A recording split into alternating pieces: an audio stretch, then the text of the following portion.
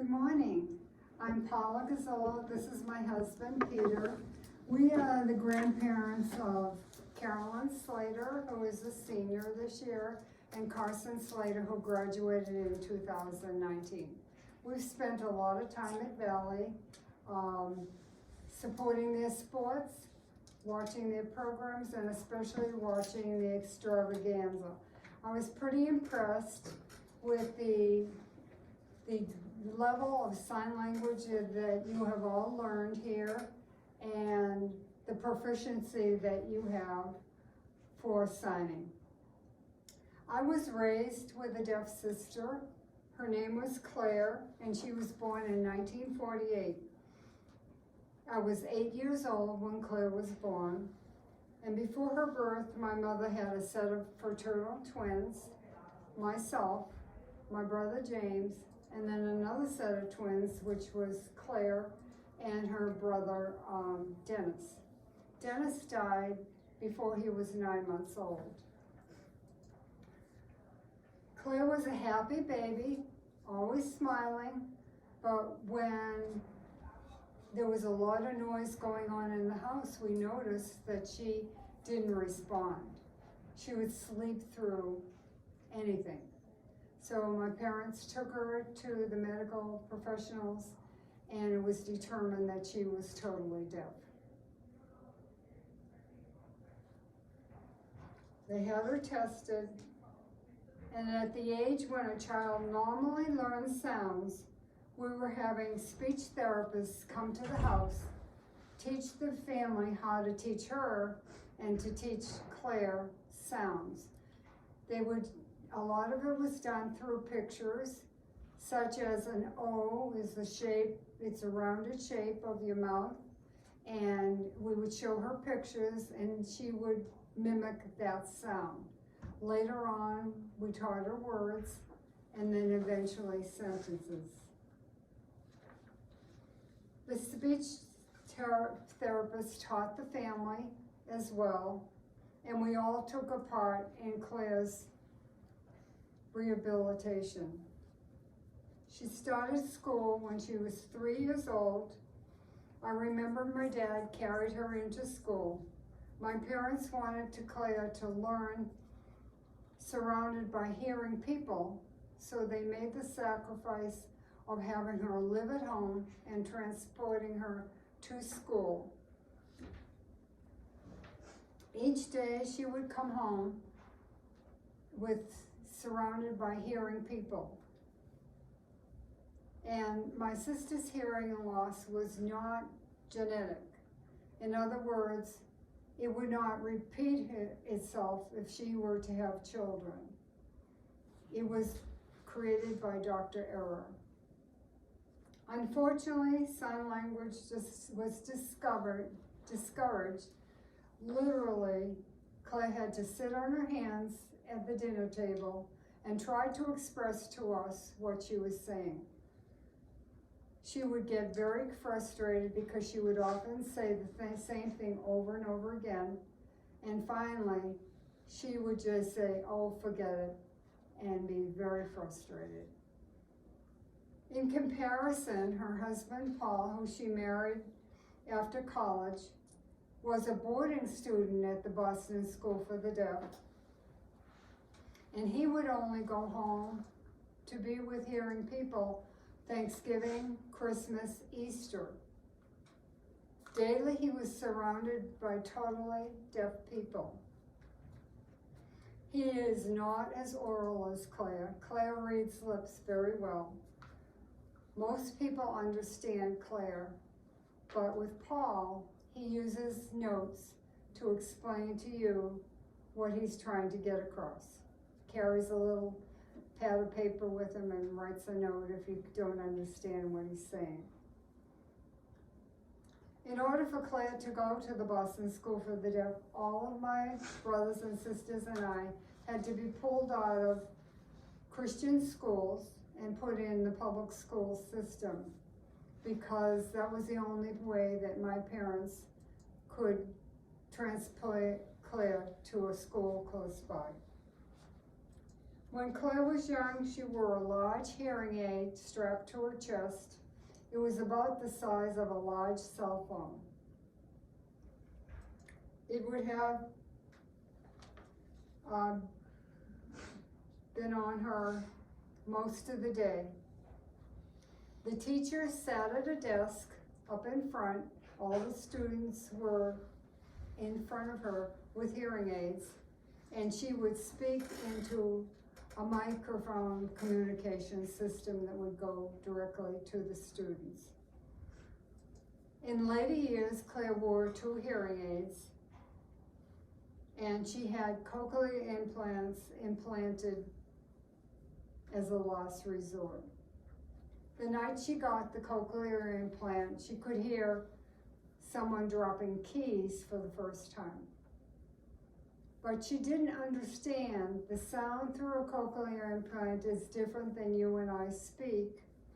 And what she needed at that point was a lot of speech therapy, which she never got. How does a cochlear implant work?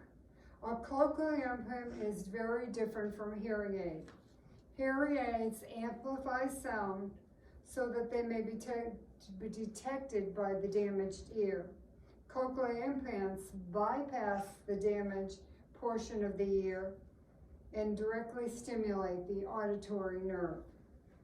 Signals generated by the implant are sent by way of the auditory nerve to the brain, which recognize the signals as sound. Hearing through a cochlear implant, as I said, was different. However, it allows many people to recognize warning signs and understand other sounds in the environment and speech in some people.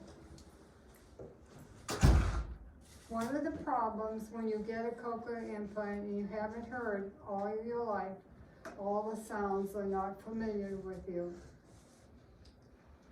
I have heard deaf people say they don't want a cochlear implant. They are happy living the way they're living in the deaf world. I've been told lip reading was used primarily in Claire's education because in Massachusetts, there were blue laws on the books that prevented the use of sign language. Claire's educational history took her from the Boston School for the Deaf, ending in 8th grade. When Claire came to Tucson in 1968, my husband and I worked with the Department of Rehabilitation at the University of Arizona, and we found out that Claire could take sign language classes. I took 2 sign language classes with her. This opened her world. Now she could communicate. She went on to St. Mary's School for the Deaf in Rochester, New York, or Buffalo, New York, and then she went on to Rochester Institute of Technology. Someone heard about her and she was recruited to be the first deaf person to go through Northeastern University in Boston, and that's where she lived, her family lived. Most of the professors were not acquainted with the deaf student, so there was a great deal of learning curve for them and a great deal of learning curve for Claire. She worked with interpreters and note takers. Note takers would go to class and take notes for her. Interpreters would also interpret what was said in the class by the professor. And by the fact that the professors were not used to deaf people, they often turned their back on her, and that cut off her communication. Claire eventually worked in the Diocese of Boston in the field of finance. When they were downsizing personnel, she was let go with a whole group of people. Claire was never able to get a job again, and she was forced into early retirement without any benefits. Claire also had a hearing dog named Buffy, who would go to work with her. At home, he would let her know if the doorbell rang or the phone rang. Today, in regards to the phone messages, they are transmitted on the phone through an interpreter. She interprets what Claire is signing and then speaks the message to me. It is very smooth conversation, and I realize how smart Claire really is, because her conversation is very intelligent. Email has provided a structure for more conversation and avenues of communication. Also, the cell phone and texting help. When you grow up in a deaf world, as Claire did, reading, writing examples are much lower than your grade level. Claire, in a written language, might not appear as smart as she is, but it is because she didn't hear for all those years. One of the big regrets my family has is that we didn't all take sign language. Because if we had all taken sign language, she would have been able to communicate with all of us. I'm the only one in my family who took sign language. And right now, my skills are very rusty because I don't use them often. When I see a group signing, it makes me feel good knowing that deaf people can understand what is taken for granted by each of us that can hear. Valley Christian High School does a tremendous job signing the extravaganza and other programs. I have the greatest respect for all of you who have learned, who are using the skill to help other people to hear through sign language. Can you imagine what it might be like to live in a world without sound, or not hear the human voice? Did you know that the deaf have signs that they use for their own names? And Claire's sign is a C, so when she meets someone else, she introduces herself with her sign. I have considered and it's my personal opinion, that each time you sign to the benefit of a deaf person, you are bringing honor to God, the Father, Son, and Spirit. He has told us in the Bible, truly I tell you, whatever you do for the least of your brethren, you do unto me. You might be interested to know that in 2012, there was a 75-unit apartment complex built in Tempe, Arizona, and it houses all deaf people because they feel most comfortable living with people who speak their language.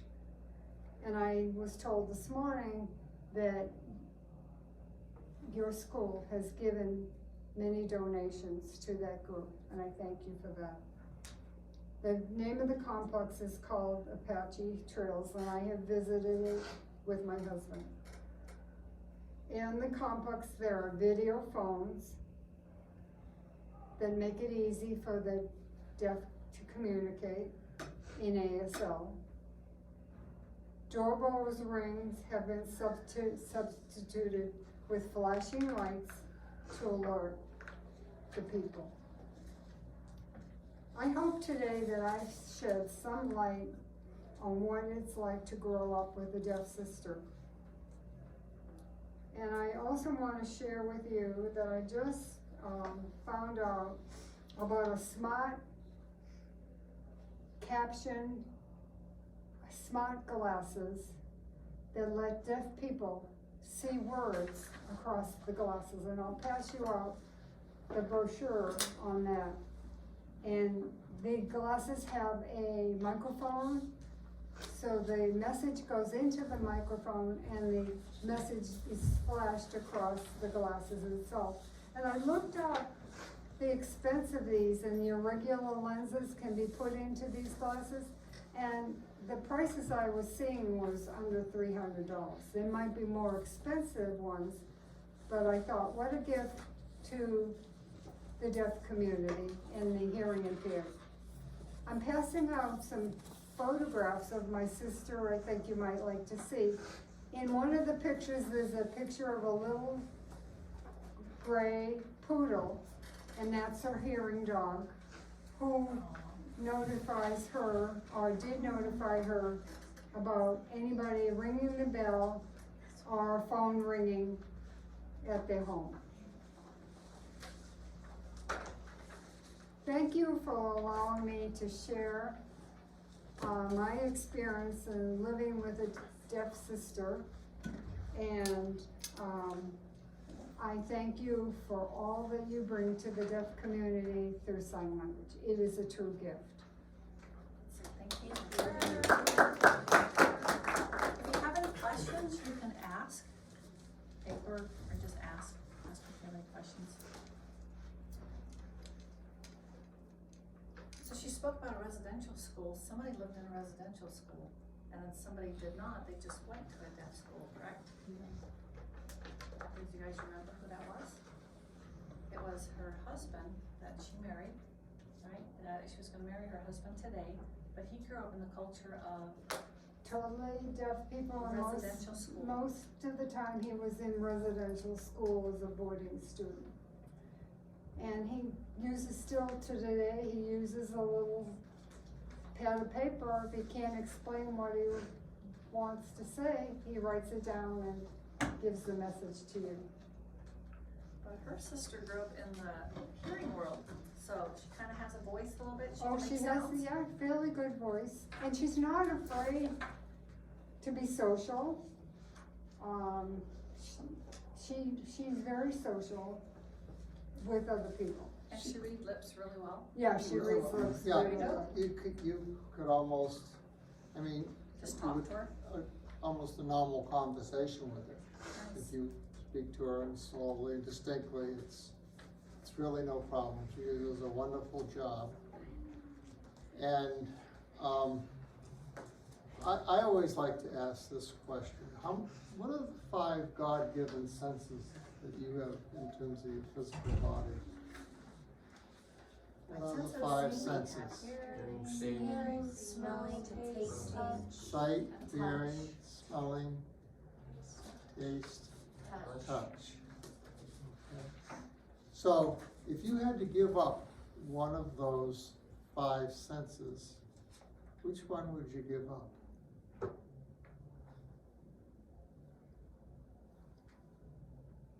I'm gonna call on somebody, because I was a teacher. I don't want anybody off the hook. smelling. Smelling.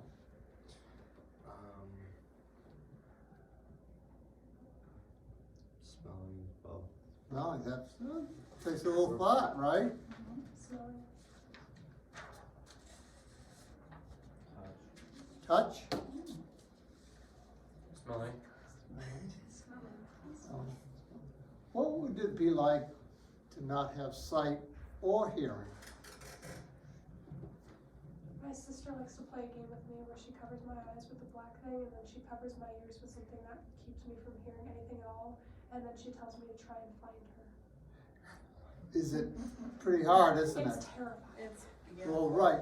Now, there was a very famous person who did not have sight or hearing. Do you know her name? Did you see the movie? Well, my wife had heard her speak. Wow, and that's thing. amazing. At the At Boston Boston School for the Deaf. for the Deaf. Wow. So you have 5 senses, and you've lost 2 major means of communication. You know, research shows that 60 to 70% of communication is really basically nonverbal in terms of communicating things. So, you know, you just say, I picked up on that. So watch all the little things that you do. But the important thing that I think I want to point out to you is that what you're learning is, nonverbal communication. And because of my background and many years of counseling and so on, especially with high school students, there's a whole other world for deaf people in terms of their emotional, psychological, social development that affects them in terms of even their personality and so on. And that could be the topic of a whole other class sometime. I mean, you're hearing and seeing and so on and so forth, and you're growing up. And what grade, how many freshmen in here? No, these are. Oh, okay, stop with it. Okay, there's a lot of growing up and learning you're gonna do socially, emotionally, as well as intellectually in the next 3 years. So, that's a whole new ball game for the deaf in their lives. I might mention that there's one other thing about my sister. She played the piano. She could not hear it. It was all by vibration She learned to play the piano. that she learned to play the piano. Yeah. So oftentimes, when you lose one ability, you become stronger in something else. Any other questions, you guys? Yeah, for her? No?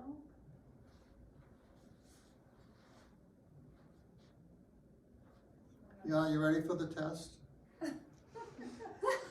You didn't tell me how smart they are and how good looking. They're smart. And they, you know what, I'm getting the feeling they're getting pretty hungry for turkey this week. Yes. We don't have Turkey Day. We don't have turkey. Turkey Day. So, So thank you so much again, let's go ahead. am I missing one of these? The pictures?